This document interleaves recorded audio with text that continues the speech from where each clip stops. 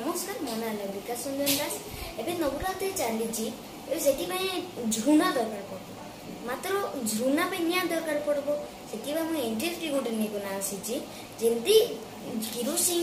Paper आखि जोला जोली किसी नहीं इंडस्ट्री गोटे नहीं आसी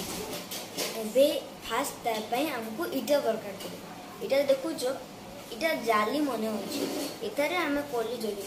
तुम बहरी नहीं ना 20-30 रुपीस बजार मिल जाए।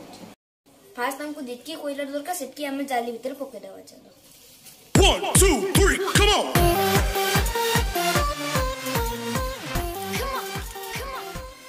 तारपर चलो जीवा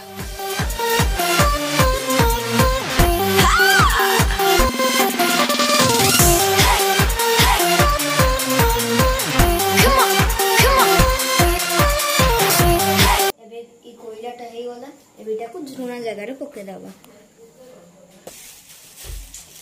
इटा पकईदेलु आम एबे तार झुना पकईवा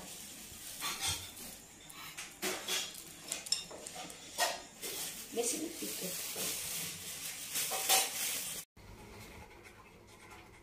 वीडियो भल लागला बोले